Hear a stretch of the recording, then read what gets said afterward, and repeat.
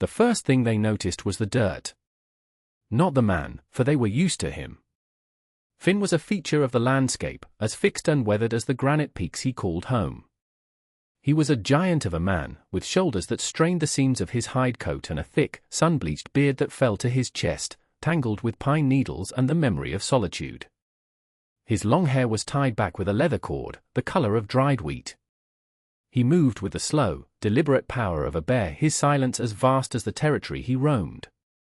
But now, he was doing something that broke the pattern, something that made the men gathered outside Fletcher's mercantile stop their whittling and watch. He was carrying dirt. Bucket by bucket, he hauled the rich, black soil from the river bottom up the winding trail that led to his claim. He didn't use a pack mule, he carried 2 heavy wooden buckets at a time, the muscles in his forearms cording into knots. He made the trip 4 times a day, his face a mask of concentration, his eyes fixed on the path ahead. The men watched him go, a silent, monstrous figure moving against the sharp blue of the autumn sky. "What's he doing with all that soil?" a young trapper named Ben muttered, spitting a stream of tobacco juice near his boot. Fletcher, the storekeeper, leaned against a support post, his arms crossed over his apron.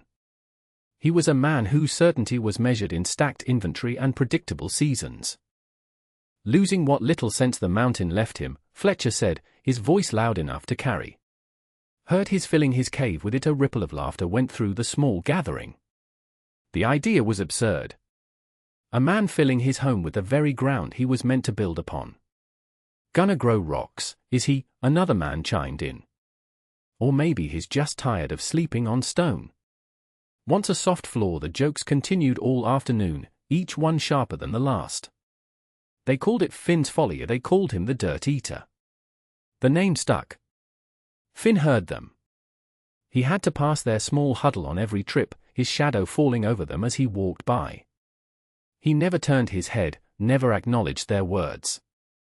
He just kept walking, the creak of the bucket handles and the steady crunch of his boots on the gravel the only reply he offered.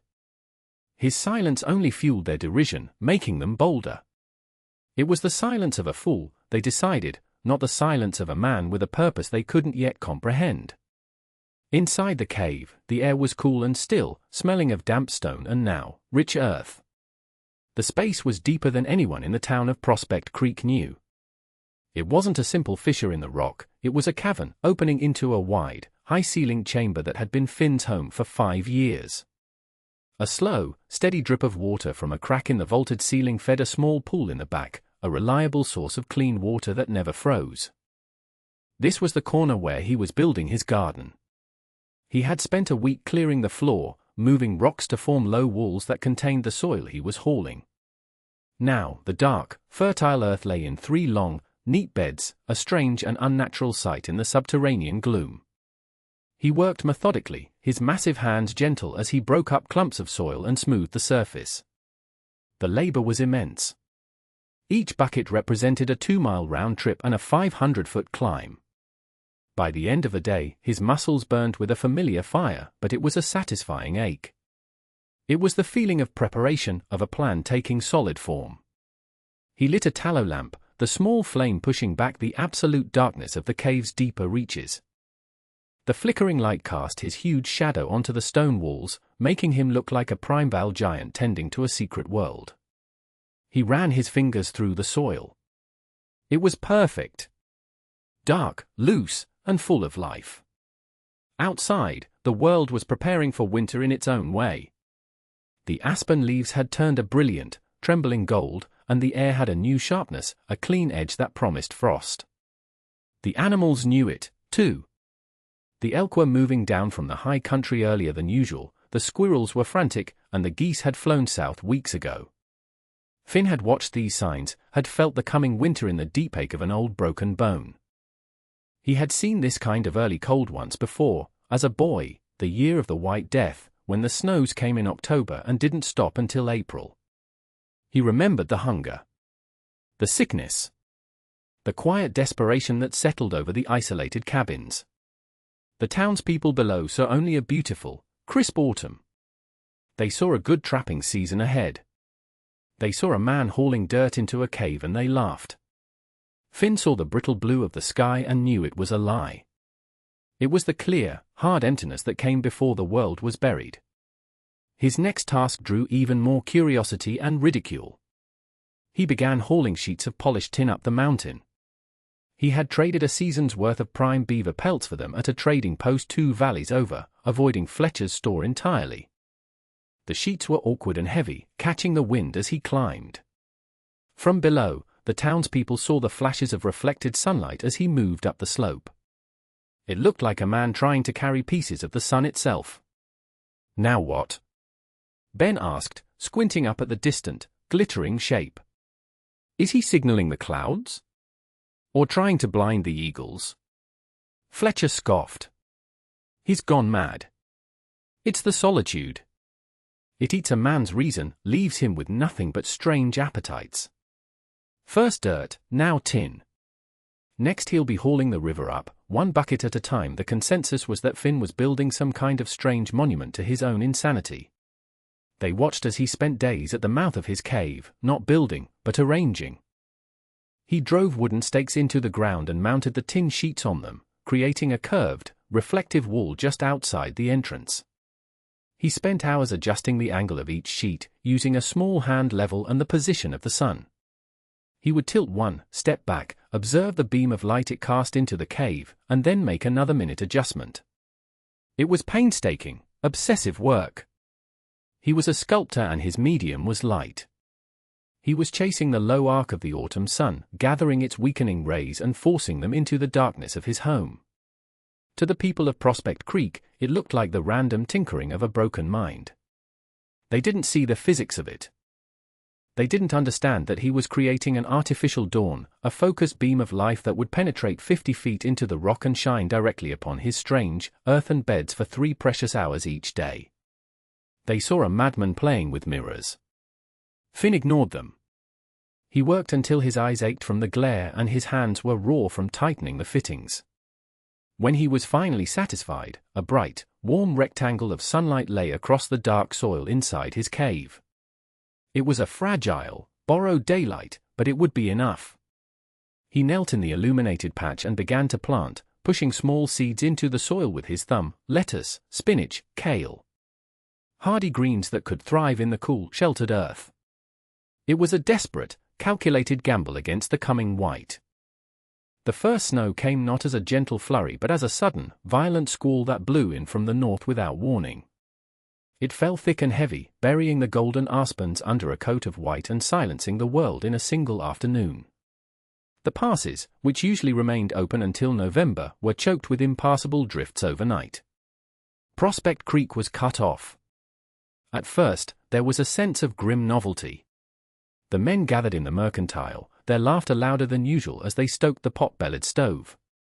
"Well, winter's here early," Fletcher announced, as if declaring a victory. "Good for trapping. The price of pelts will be high come spring." They were insulated by their confidence, by the neat stacks of flour, salt pork, and beans in their larders. They had enough to last, they told each other. They always did. They thought of Finn up in his cave and laughed harder than ever. "Hope he brought in enough dirt to eat," Ben chuckled. "He'll be snowed in till May." But the snow didn't stop. It fell for a week, a relentless, smothering curtain of white. The town became a series of mounds and tunnels. The weight of the snow made the log cabins groan. The cold was a physical presence, a predator that seeped through the chinks in the walls and stole the heat from their fires. Up on the mountain, Finn was sealed in. A wall of snow covered the mouth of his cave completely. But inside, it was not dark. A faint, ethereal glow emanated from the tin reflectors, filtering through the top layer of snow and casting a soft, diffuse light over his garden. It was enough.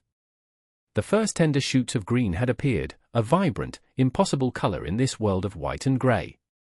He tended them with a devotion that was almost religious, watering them from his spring, carefully turning the soil around their delicate stems. The cave was a closed system, a bubble of life sealed away from the frozen death outside. The air was cool and clean, the only sounds the steady drip of water and the quiet rustle of new leaves. He ate sparingly from his own stores of dried meat and cornmeal, saving the first harvest for when he knew he would truly need it, when the sickness began. He knew it would. In a world without fresh food, the body begins to eat itself from the inside out. It was a lesson the town below was about to learn all over again. By January, the novelty had worn off, replaced by a gnawing dread. The relentless diet of salted meat and dry bread had begun to take its toll. People grew listless. Their joints ached, their gums were tender and bled easily, and old wounds began to ache with a phantom pain. It was the scurvy, the slow, insidious decay that came from a lack of life in their food. The children were the first to sicken, their faces growing pale and gaunt. The laughter in the mercantile had long since died, replaced by low, worried murmurs. Their larders were still half full, but their bodies were starving for something the salt pork and flour could not provide. The town was suffocating not from the snow, but from the inside out. They had forgotten about Finn. He was a memory from another season, a fool they had mocked in a world that no longer existed. They assumed he was dead, buried in his cave like a frozen badger. It was Fletcher who thought of him first, not out of concern, but out of a flicker of memory. He was staring at his own pale reflection in the store window, his finger tracing a sore on his lip that wouldn't heal. He remembered the dirt. The tin. The sheer, obsessive purpose of the man. He wasn't crazy, Fletcher whispered to himself, the realization hitting him with the force of a physical blow. He was preparing. The thought was so powerful, so terrifying in its implications, that he felt a wave of dizziness. While they had been laughing, Finn had been building an ark. While they had been confident, he had been afraid. And he had been right. The next morning, Fletcher's wife, Martha, made the journey. She was a frail woman, made frailer by the winter sickness. She wrapped herself in every spare piece of wool she owned and trudged up the mountain, following the line of the buried trail from memory. It took her 3 hours, her breath crystallizing in the brutal cold. She found the cave entrance as a deep depression in a massive snowdrift. She had to dig her way to the rock face. She pounded on the stone with her gloved fists, her voice a thin, desperate cry. "Finn! Are you in there? Please?" For a long time, there was only silence. She was about to give up, to surrender to the cold and the crushing despair, when she heard a scraping sound from within. A section of the snow wall shifted, pushed from the inside, and a sliver of darkness appeared. Finn's face appeared in the gap, his beard frosted with ice, his eyes accustomed to the gloom. He looked at her without a word. Martha didn't know what to say. The man she was facing was not the fool from her husband's stories. He was a survivor, his eyes clear and his skin healthy. He looked powerful, alive, in a way no one in the town had for weeks. She fumbled inside her coat and pulled out a small, heavy pouch. "It's all we have," she said, her voice trembling. $30 in gold coin. For whatever you can spare. Anything green. Please. My husband, the town. She held out the pouch, a desperate offering.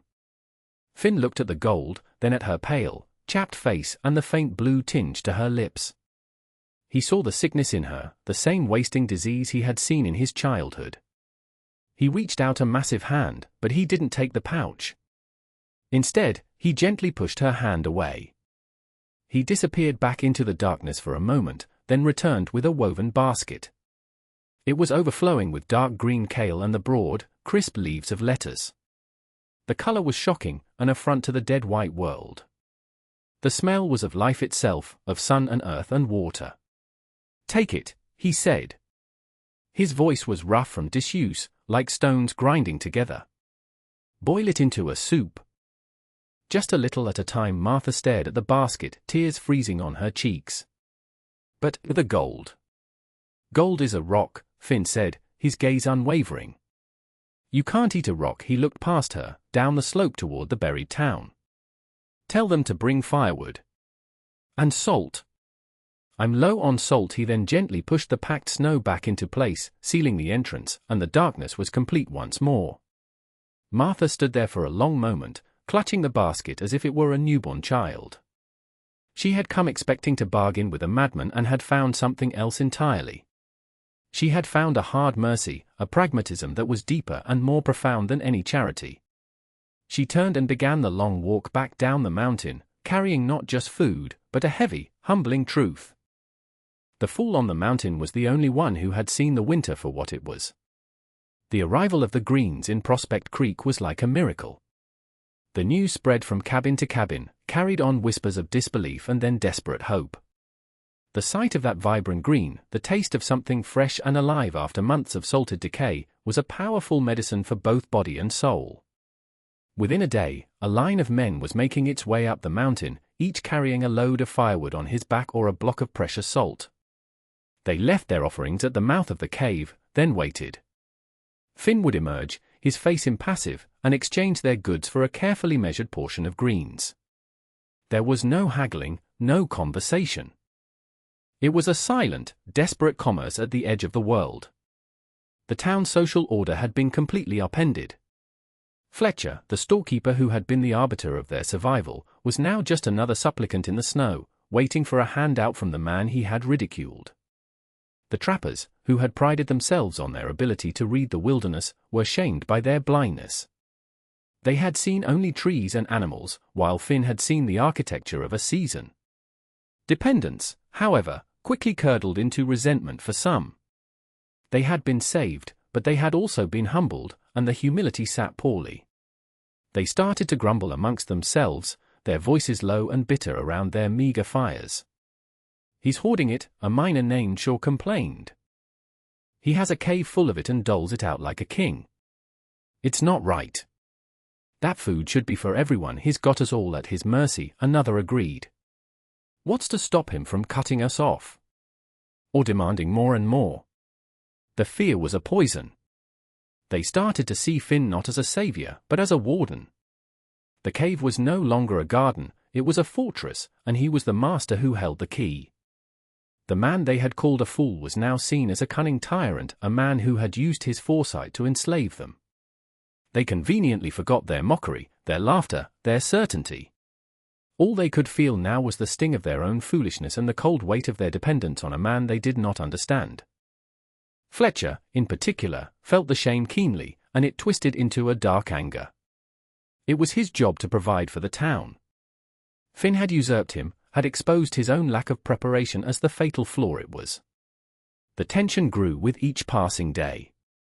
The trips up the mountain became more fraught.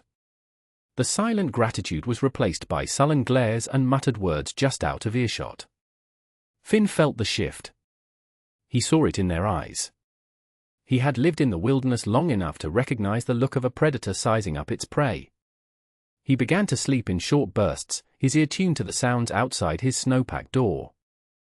One morning, he found the evidence he had been expecting, a set of deep footprints, not at the entrance, but circling the base of the rock formation, as if someone had been looking for another way in.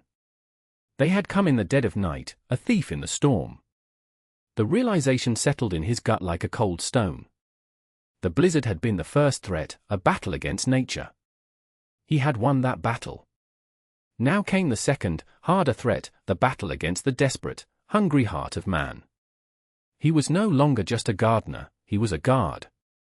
He spent his days tending the plants and his nights sitting near the entrance, a heavy firewood axe resting across his knees. He did not want to use it. The thought of bringing violence into his sanctuary of life was repugnant to him. But he would protect it. It was not just his own survival at stake anymore, it was the fragile trust he had built, the hard-won balance of exchange. If they took it by force, the town would not just be stealing food, they would be destroying the one thing that was holding their small community together. The cave was now a siege point. The vast, indifferent wilderness had shrunk to this single, contested space. Outside, the blizzard howled, a constant, mournful cry.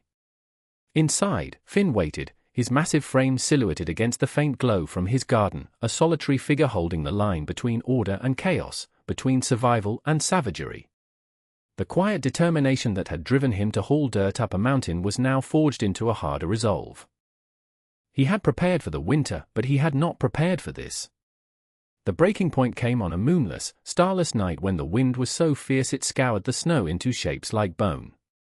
Finn heard them before he saw them, the crunch of multiple sets of boots on the hardened snow crust.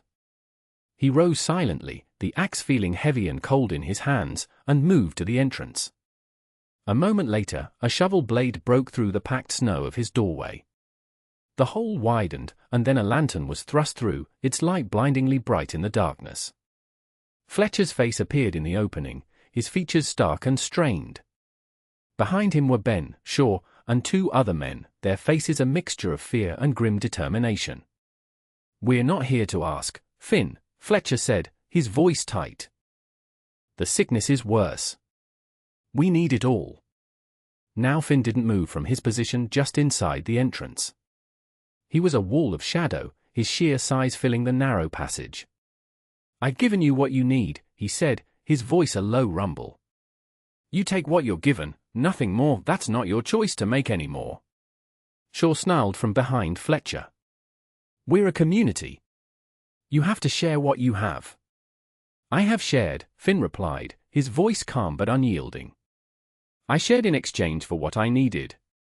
You bring me salt, I give you greens. That is the balance." Fletcher pushed his way further into the opening, his eyes wild. He saw the rows of lush green plants stretching back into the cave, a verdant treasure in the heart of the dead mountain. Greed and desperation warred on his face. "There's enough here for the whole winter. You've been holding out on us." He took another step, intending to push past Finn. Finn didn't raise the axe.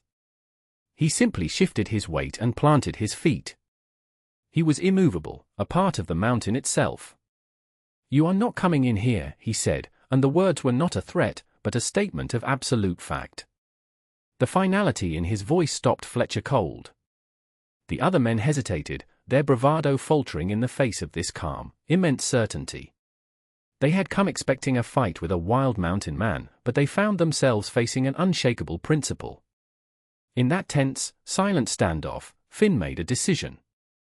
He was exhausted by the fear, by the siege, by the ugliness that had grown from his act of foresight. He backed away from the entrance, went to one of the beds, and began to harvest, pulling up entire plants, roots and all. He filled 3 large baskets, a significant portion of his entire crop, and carried them to the entrance. He set them in the snow at Fletcher's feet. "Take this," he said, his voice heavy with a weariness that went beyond muscle. "It is more than you deserve. But it is what the town needs. Now go. And do not come back like this again." Fletcher stared at the baskets, then at Finn's face. He saw no fear there, no anger. Only a profound, bottomless disappointment. The shame hit him harder than any physical blow could have. He and his men gathered the baskets without a word and retreated back into the storm, their lantern light swallowed by the swirling snow.